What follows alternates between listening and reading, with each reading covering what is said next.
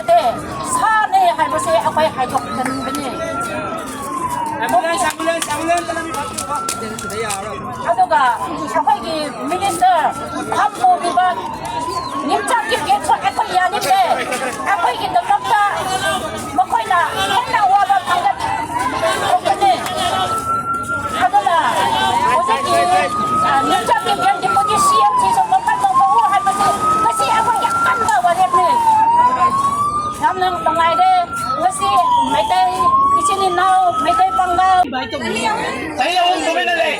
Saya awam tumina lay base. 2027 election da January na jaga February da lakhe hai ni. Adu lakwa matangda imai be maya thina sida. Hali du se kana aman do ajana sala ka dola gandi.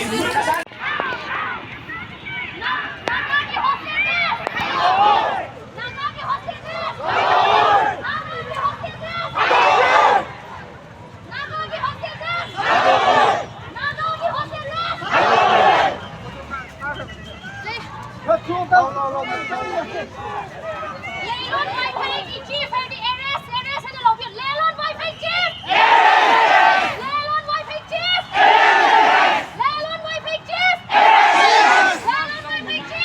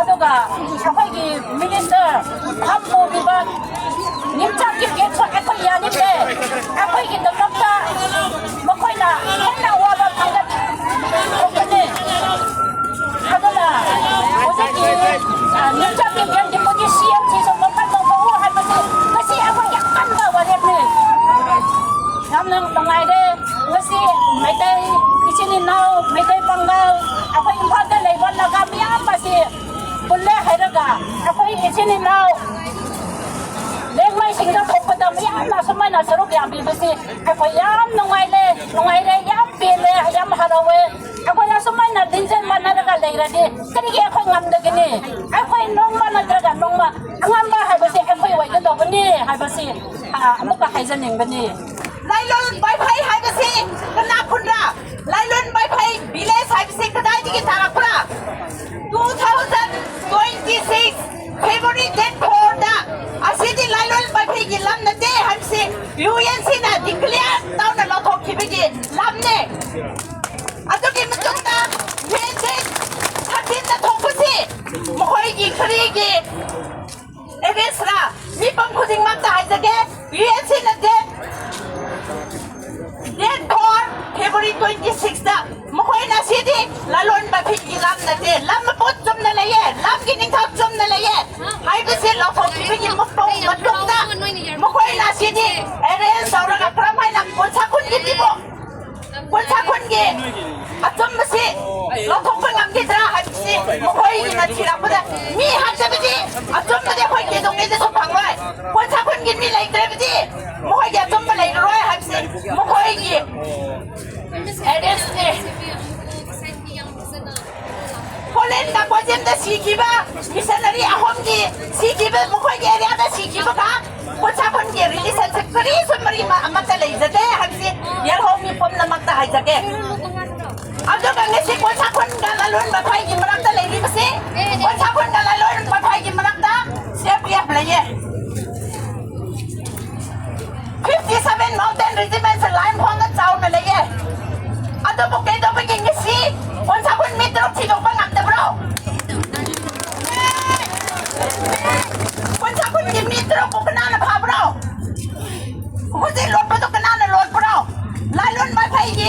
nupa ning thau wai na ming pan la ga ning thau wai na le di ba la lol ba phai gi nupa ma gi nupi na ai restaurant ma gi nupa ngon da sina bi ba ma gi nupa da na ma gi phun nang na ba lam sa khang da ba lon khang da mi bu kurang la ga ma gi phun ngang la ga nei bi ngon da pi sin na ba ado gi prop tu la ye ma gi prop tu kri ra ha da di ma gi matai manau ati chan la ga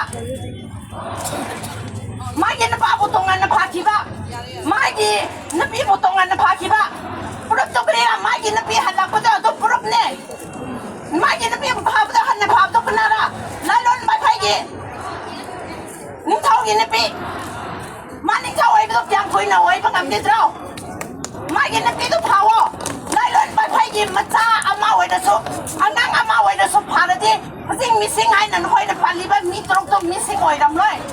Mukhoy da harau na nungai na mapam mama da di leiram gani missing ai na khoi na thiri bido missing na te mukhoy hing na nungai na harau na matai mano nok na chalinge da pura ta khibe mi ne missing ai na mikla so si khre hai na so phan bi gano mukhoy hing la le ri ye atho ba da phange da ba kana ngwa da pha kana ngwa da hai jara ka phange ro hote state government center government nukhoy na chige da ba phan di lailol bai phai ye Sip, ning tao hai na pandar so ya ye, lai lon ba hai ki mi loi ma ta phaje la lao.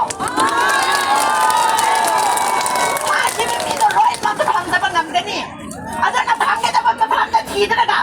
Ei do ba ki lai lon ba hai ji ki pha ba mi bo, lai lon ba hai da thi da ga. Jungle da chale ga thi ba se, akoi bo se da ba. Akoi so, noi da tau ri ba se akoi bo them ri ya se noi ke thabak de ke akoi so u ba phang e. Adona nong si adona lailon ba hai da lai riba hoje lailon ba hai pandre han non koi witness pibe ya bra lailon ba hai da mi lai tra ri koi change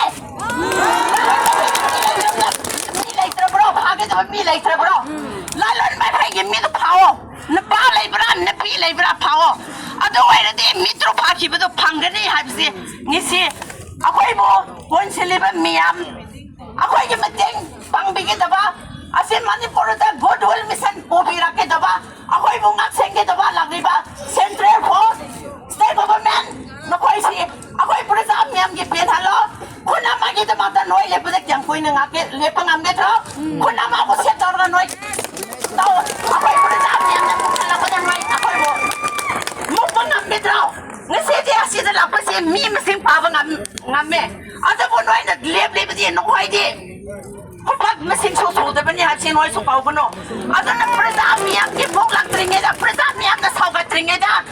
Lalon ba fay gimido, habyo. Lalon ba fay milay trehan dia, ako'y tangge. Lalon ba fay gimi, lay na ba? Lalon ba fay mitam na baba, mitam ba makupawa patok pang amda na. Ako'y ba subuhan na ba hambisi? Asi di kaubi gano, hay bisi. Kaubro-Rens Women Union gila kaya digi. Lagli ba yellow mi? State force, center government, nakoy miyam da. Asi di, tiga da ba mapam si di, lalon ba pay da ni, lalon ba pay ba pawa, hay bisi.